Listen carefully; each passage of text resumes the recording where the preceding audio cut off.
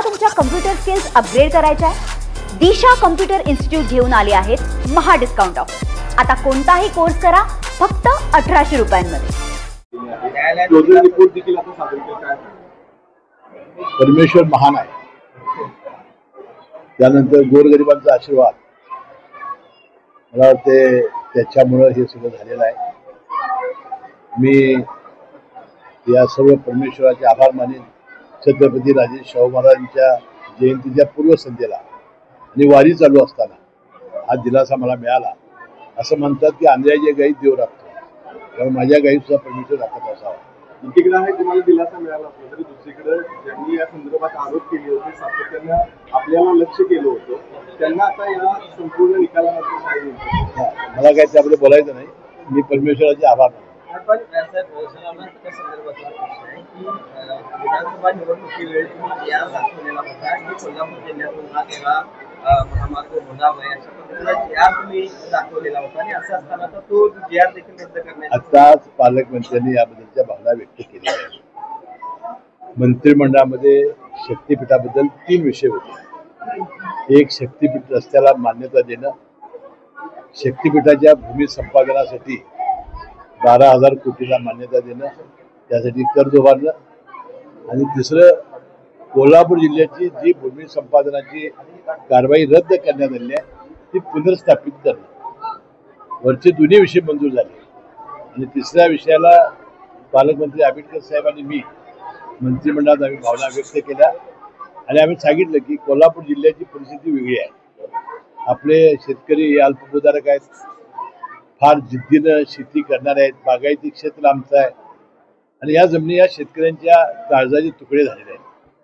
त्यामुळे या जमिनी सहजासहजी द्यायला शेतकऱ्यांचा प्रचंड विरोध आहे। त्यामुळेच आपण ही फक्त कोल्हापूर जिल्ह्यातील अधिसूचना त्यावेळेला उपमुख्यमंत्री देवेंद्र फडणवीस साहेब आणि त्यावेळेचे मुख्यमंत्री एकनाथ शिंदे साहेबांनी रद्द करण्यासाठी आम्हाला सर्व लोकांना सहकार्य केलं होतं आणि आम्ही हेही मांडलं की लोकसभेला शाहू महाराज इथे उपस्थित आहेत, लोकसभेला आणि विधानसभेच्या निवडणुकीमध्ये याचे फार मोठे परिणाम लोकसभेमध्ये केले असते तर होणार होते आणि त्या पद्धतीने केलं।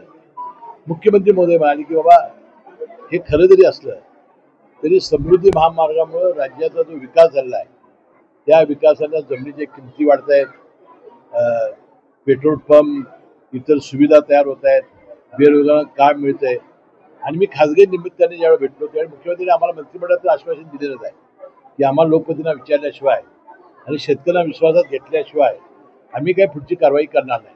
परंतु ते पुढेही म्हणाले की जवळजवळ कोल्हापूर जिल्ह्यातील मी साक्षीदार आहे, तुम्ही साक्षीदार आहात, थोडे 200-300 लोक शेतकरी आमच्या जमिनी घ्या आणि आम्हाला 5 पट मोबदला द्या, अशा प्रकारे येऊन त्यांनी त्या दिवशी विमानतळावर त्यांना सांगितलं होतं।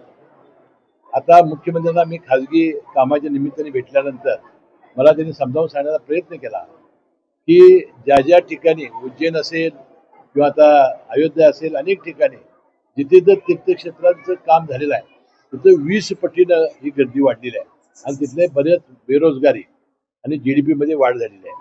आणि त्यांनी सांगितलं की तुमच्या महालक्ष्मी मंदिराचं भक्तांची होणारी गर्दी आणि बाळूमामाचं चित्र बघतोय आपण, तर या ठिकाणी फार मोठा फायदा लोकांना होईल आणि या बेरोजगारांचे आणि लोकांचे आडवे तुम्ही येऊ नये आणि तुम्ही लोकांना समजावून सांगावं, अशा भावना त्यांनी व्यक्त केल्या। तरी सुद्धा कोल्हापूर जिल्ह्यातल्या शेतकऱ्यांचा विरोध आहे। आता विरोधक हे विरोधाचं काम करणार, त्यांची ते कामच आहे। परंतु माझं मत आहे की शेतकऱ्यांना विश्वासात घेतल्याशिवाय मुख्यमंत्री आपला शब्द पाळतील आणि ते म्हणाले होते आम्हाला शक्तीपीठ करता रस्ता करायचा आहे, पण आम्ही कोणावर लादणार नाही। तुम्हाला तुमच्या कम्प्युटर स्किल्स अपग्रेड करायच्या आहे? दिशा कम्प्युटर इन्स्टिट्यूट घेऊन आले आहेत महा डिस्काउंट ऑफर। आता कोणताही कोर्स करा फक्त 1800 रुपयांमध्ये।